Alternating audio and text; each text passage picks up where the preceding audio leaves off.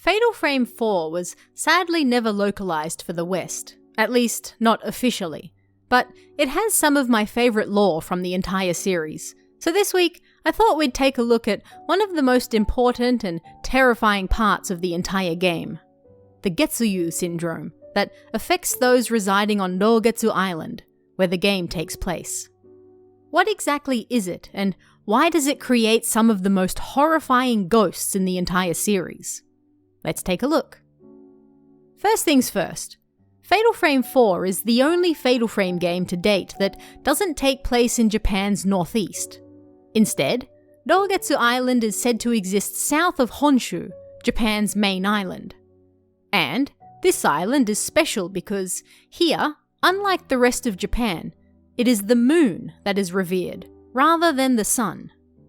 According to Dr. Aso, the island was once feared as the island nearest to the underworld, and it was once incredibly insular and hostile to outsiders. But after a terrible tragedy known as the Day Without Suffering long ago, that all changed and outsiders were welcomed to help with rebuilding efforts. Here, the sun represents the outward appearance visible on the surface, while the moon represents what is within. That is to say, memory and personality, and thus, the soul. They believe that the soul remains connected to the other world even after the physical body has perished, and that the moon is like a gateway leading there. Perhaps, then, the moon itself is something like a symbol of the other world.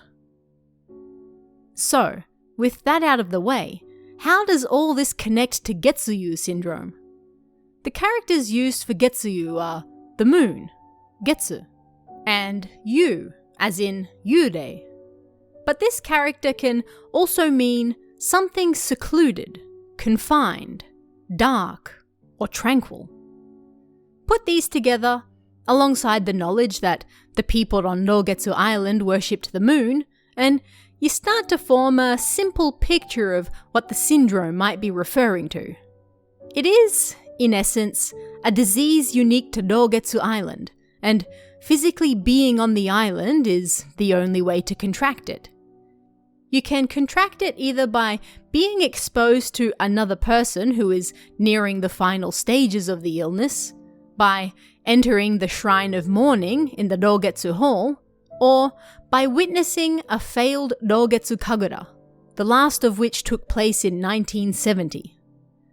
The disease has 4 stages: budding, breaking, resonance, and blooming, with each stage getting worse until finally death comes for the patient.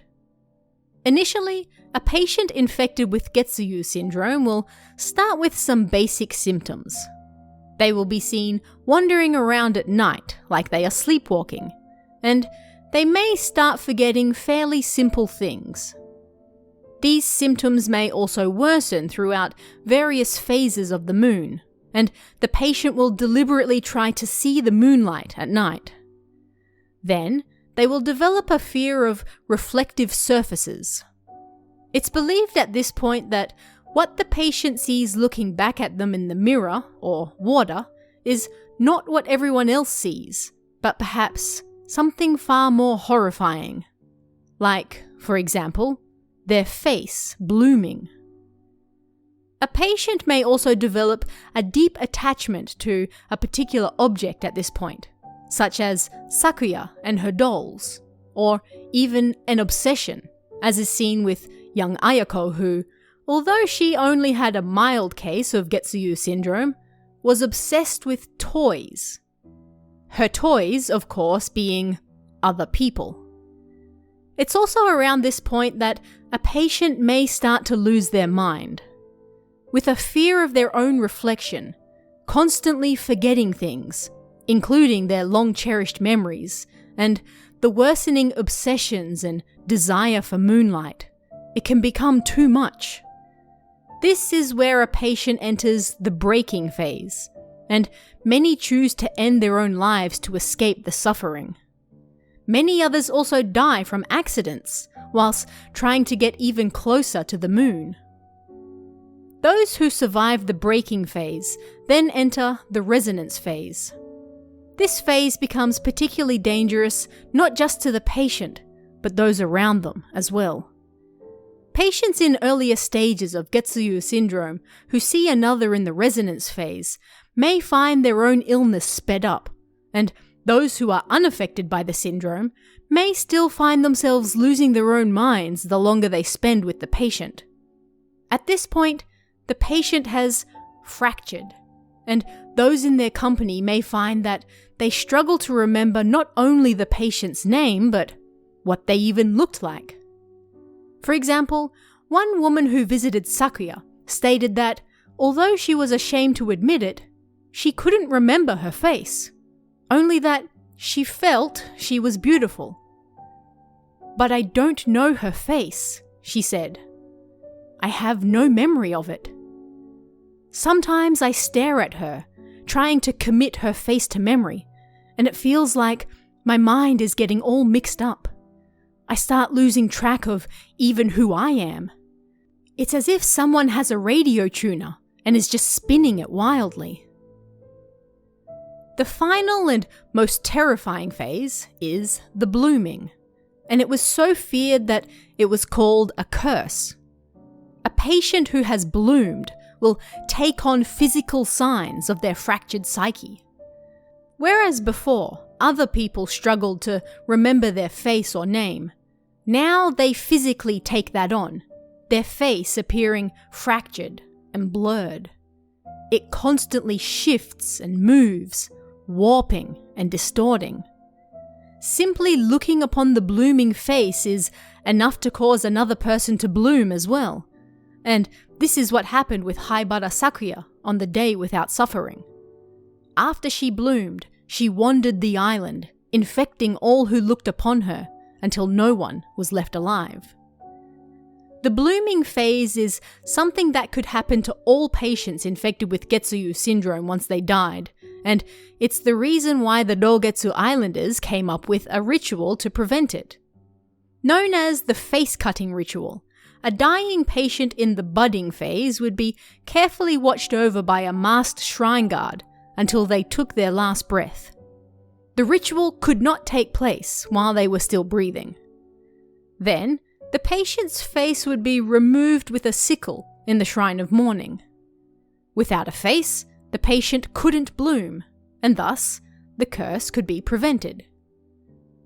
When the Kiraigo ritual with Sakuya failed in 1970, her unconscious body was carried to this same room for fear that she too would soon bloom. Guards wanted to remove her face to prevent this, but were unable to because she was not technically dead.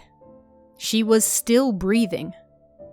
And 2 years later, their fears came true when Sakuya awoke and bloomed, leading to her breaking out and causing the day without suffering where she infected all who looked upon her, wiping out the entire island's population. All of this is believed to be related to something known as tsuki no ne, which can be roughly translated as the sound of the moon or lunar melody, as the fan translations use. The moon itself is said to resonate when it is troubled, and it is this resonating that caused the blooming in the first place. Tsukimori shrine maidens would play a song to calm the moon and protect the Dogetsu Islanders from this resonance. At the same time, each person's soul is also said to have its own unique melody, much like the moon, and the Tsukimori shrine maidens could hear these unique melodies, which was how they chose Kanade for the Kiraigo ritual. However, a person infected with Getsuyuu Syndrome would have their lunar melody disrupted. According to Dr. Aso, Getsuyuu Syndrome was sometimes portrayed as possession by an evil spirit. However, according to the Tsukimori shrine maidens, it was actually the disruption of a person's lunar melody, something that could shift and change with a person's emotions, but would otherwise remain unchanged at its core. Getsuyuu Syndrome, however, would mess with a person's melody so badly that In many cases, it could break it entirely, leading to death. And so, the only way to end Sakuya's reign of blooming terror was with the Tsukimori Song, a song traditionally performed by the shrine maidens to soothe the moon itself, calm people's lunar melody, and ultimately prevent blooming. This is performed in the Getsuyuu Shrine, located at the top of a lighthouse, and thus the one spot on the island closest to the moon, as Sakuya herself ascends to be closer to the lunar eclipse. And that is Fatal Frame 4's Getsuyuu Syndrome.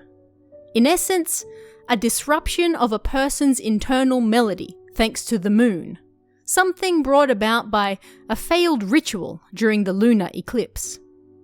It was an illness that would ultimately result in a fractured melody, and thus a fractured soul, physically represented by the blooming of a dead patient's face, the sight of which could then further disrupt other people's melodies and allow the syndrome, or curse, if you will, to spread.